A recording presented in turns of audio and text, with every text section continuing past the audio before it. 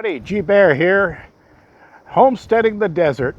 Another exciting day on March the 8th. And you can see my turbine up there is cranking out and putting electricity into the battery banks. They are sitting at about 14.4 right now, even with everything running inside. And they're going to be even better off pretty soon because I brought a big load of stuff up from my OC house. I'm on the move now, so this is a constant back and forth running thing where I'm going to be hauling loads like this up on a regular basis until I get everything moved, and then I will be here on a permanent. But what you're looking at there on my trailer, which by the way is heavy as hell, you're looking at on this side are 6 more of my solar panels at 600 watts right there on the rack, all ready to go. And that pole sticking up right there is what they were mounted on down in the OC house. And I had to take it off of there and fasten it up here so that I could make the trip. And this box right here is my battery box, the original battery box. And I had a metal roof on there so that rain wouldn't get down on the batteries. But there's 8 batteries down inside of there that are going to be added to my battery bank. The one thing I won't be using on this system is this big inverter here. This is an 8,000 watt, 16,000 watt peak surge, but this is a modified sine wave. And the one I'm using on the cabin is a pure sine wave. And for those of you who don't know what that is, modified sine wave, the waves go on a square like this. They go up, flat across, back down, flat across, up, flat across, back down. So that's no good for things like TVs, electronics, and computers, things like that. You don't want to run those on a modified sine wave. Even something as simple as a house box fan, these things will burn them up. So you don't want to use that one. The pure sine wave, on the other hand, the wave is curved perfectly, rounded at the top, and it just goes up and down and fluctuates nice and evenly. So that is good for running electronics, and that's what I have set up on here.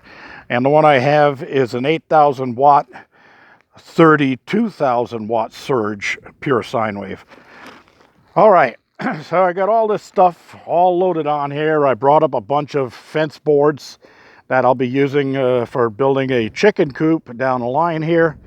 And I got my solar panels, I have to get those up there.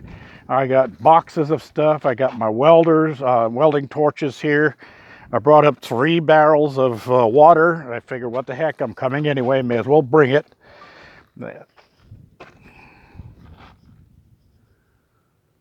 And I got some buckets here, and I got some garden soil and all the stuff that I had down there.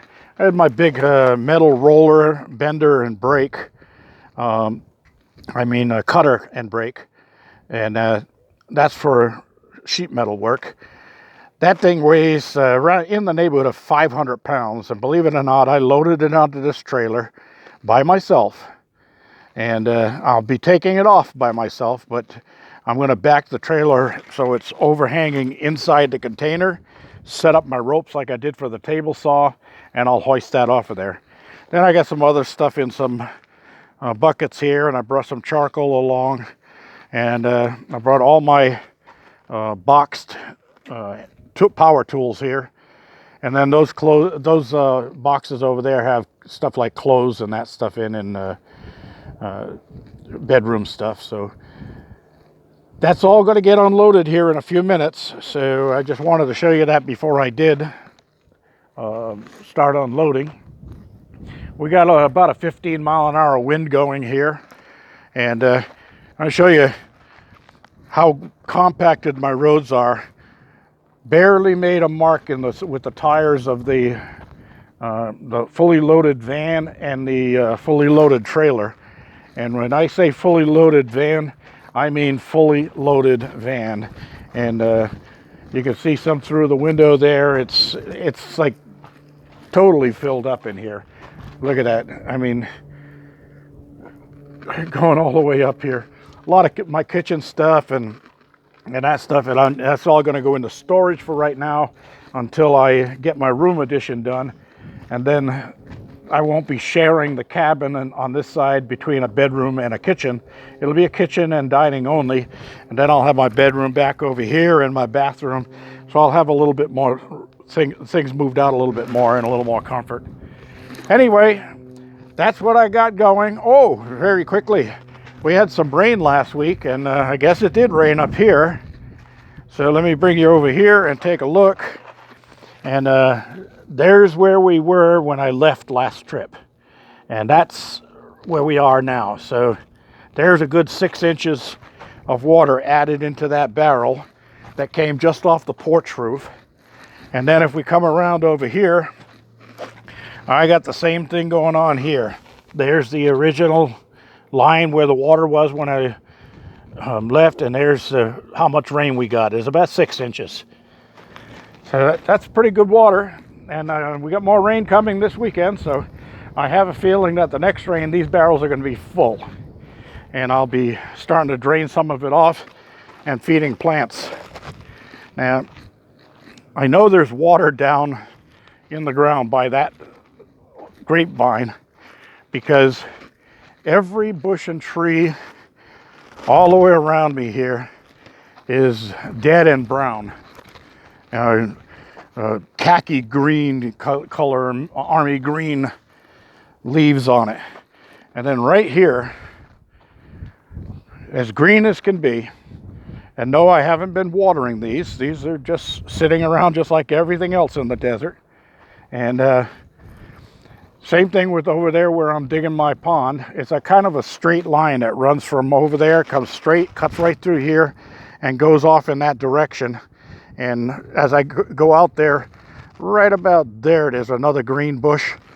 So I think there might be underground water running here. But that's something I'll check out down the line. And lastly, I think I found a way of keeping squirrels away from the plants. And I think it's these little bottles of deodorizer.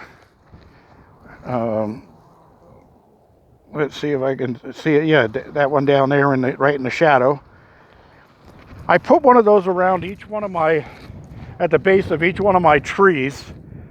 And since I did that, I haven't found any burrow holes around any of those trees or my grapevine. And I'm going to take a walk up here to the orchard area, and I'm going to show you there's one tree that I didn't put one of those deodorizers. You see the little bottles down here as we're walking, and you see that one over there and that one over there, but I didn't put one here because this little twig is dead. But look at the hole down there. Something burrowed in down there. So I think those little deodorizers are pretty good chasers. I'm going to, there's no holes around any of the bases or any of these other trees where I put those deodorizers. And most of them are empty. It's just residual odor that's on the little wick. So if that's working, that's going to be great. That's going to save me a lot of hassle. This one over here, same thing. There's no holes dug around any of this stuff. Nothing. Beautiful. All right, everybody. Time to get some work done. Start unloading this trailer. And I want to have it all finished and completely unloaded with both the trailer and the van by tomorrow. Because rain is supposed to start Saturday afternoon and go into Sunday. And I'll be here relaxing on that rain, and I'll shoot a video and show you what the water looks like as it's filling the barrels. Pretty cool. G-Bear signing off from another exciting episode of Homesteading the Desert.